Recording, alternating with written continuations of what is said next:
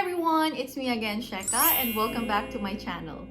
For those of you who are new here, I am Sheka. I'm a Filipino living in Japan. I make videos about my experiences here in Japan as a foreigner, about Japan and its culture, and about the Japanese language. So if you're interested in those topics, please consider subscribing. So for today's video, I will be talking about how I learned Japanese by myself. Before we start, please don't forget to give this video a thumbs up and let me know your thoughts in the comment section later. First, let me give you some background about me and why I'm learning Japanese. I came to Japan in 2012, so I've been living here for 9 years now. I work here as an English teacher, and I now live in Chiba, Japan with my husband and 3 kids. Before coming to Japan, I enrolled at a basic Japanese language course in the Philippines, but I was only able to attend a few lessons. Then, in Japan, I continued the course online and I finished the N5 level with a personal tutor. However, I wasn't really able to use the basic Japanese that I learned because most of the time I was just speaking English at work and at home. It was only in 2016 when I started relearning the basics and I decided to take the JLPT N3 the following year. So I self-studied using Genki, Minano Nihongo, and Somatomi books to prepare for the JLPT N3. So in December of 2017, I took the JLPT for the first time and passed N3.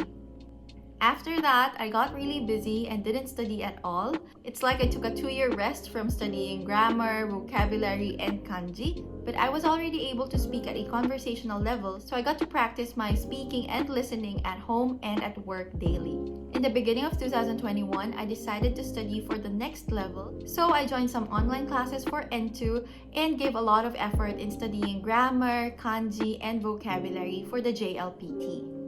Last month, December 2021, I took both the JLPT and the JPT.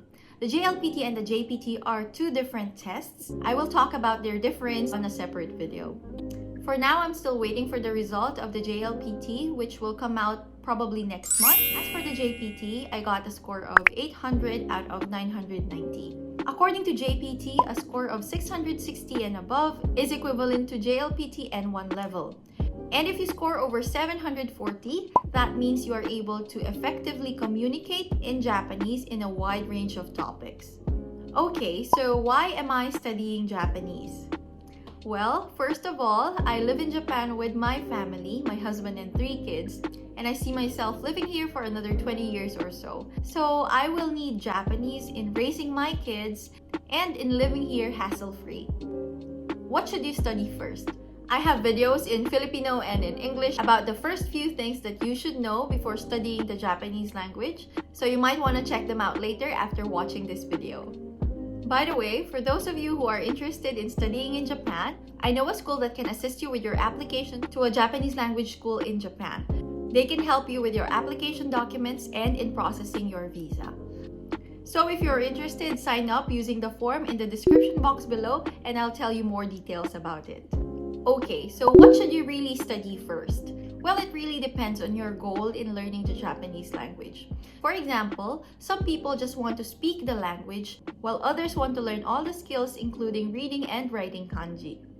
If you are a person who wants to learn all skills in Japanese, reading, writing, speaking, and listening, I suggest that you start from Hiragana.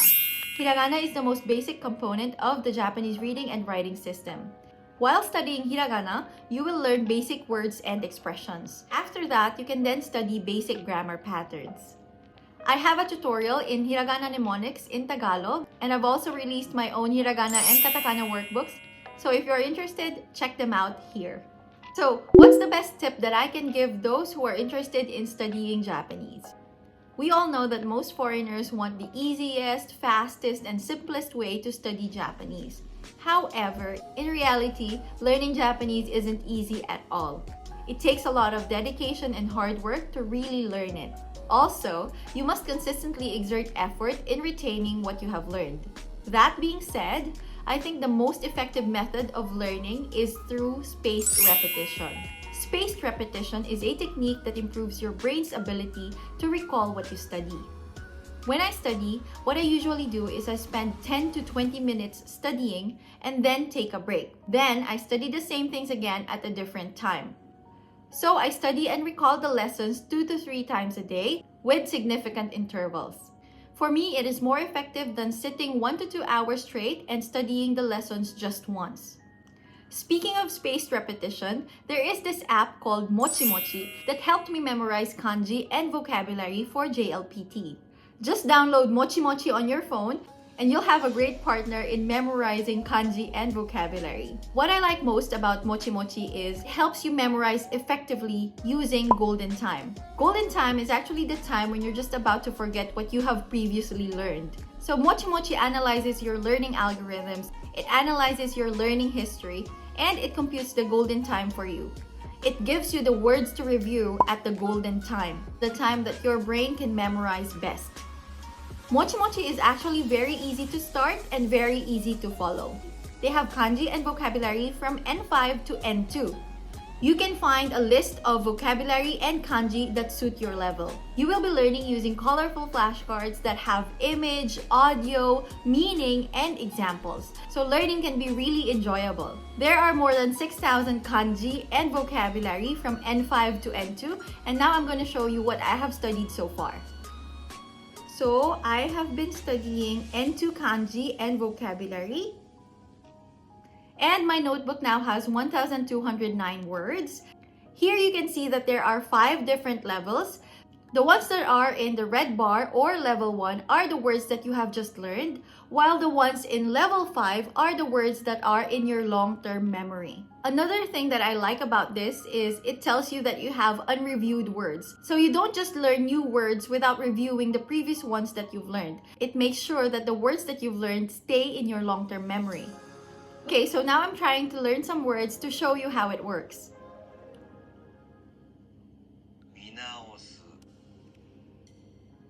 To review. Then choose the correct word, minaosu. Now you have to put in the reading. You can also click the button here to hear the word again. And it also has some examples below. Okay, so to download MOCHIMOCHI, just go to your app store and type in MOCHIMOCHI. That's M-O-C-H-I, M-O-C-H-I. No space. And you will find MOCHIMOCHI Learn Kanji. Lastly, I want to talk about the things that did not work for me. Okay, so in my years of studying Japanese, here are the things that I regret doing. First, practicing kanji strokes over and over again. Okay, so writing kanji and practicing the strokes is important. It is important to know the correct order of strokes.